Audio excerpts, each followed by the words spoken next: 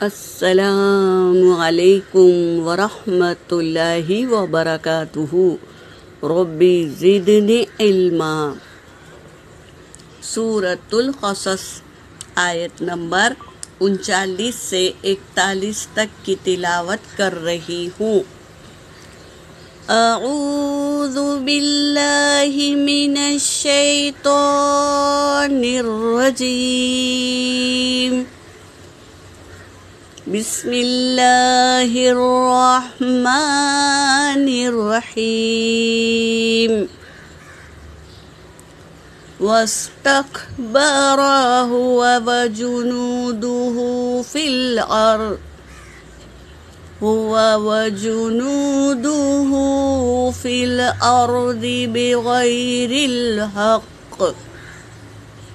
بغير الحق وظنوا أنهم إلينا لا يرجعون فأخذناه وجنوده فنبذناهم في اليم فانظر كيف كان عاقبة الظالمين وجعلناهم أئمة يدعون إلى النار ويوم القيامة لا ينصرون۔ ترجمہ کر رہی ہوں۔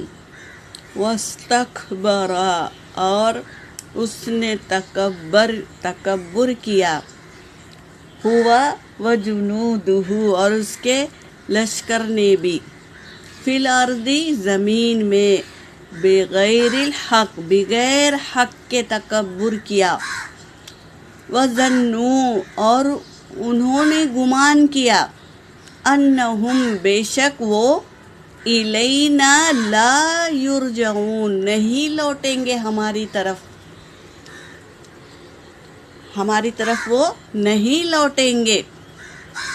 فَأَخَذْنَاهُ، پھر ہم نے پکڑ لیا اس کو، وَجُنُودُهُ، اور اس کے لشکر کو بھی، فَنَبَذْنَاهُمْ فِي الْيَمِّ، پھر ہم نے پھینک دیا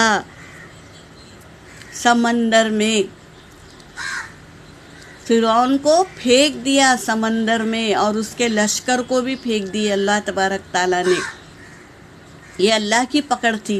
وہ اپنے آپ کو کیا کہتا تھا کہ میں رب ہوں، انا ربکم الاعلی، یہ کہتا تھا، ربکم الاعلی کہتا تھا، میں تمہارا رب ہوں، یہ کہتا تھا۔ تو اللہ نے اسے پھینک دیا سمندر میں۔ فانظر، پس دیکھیے، کیف کان عاقبۃ الظالمین، ظالموں کا انجام کیا ہوا۔ پس پھر دیکھیے کیسا ہوا انجام ظالموں کا۔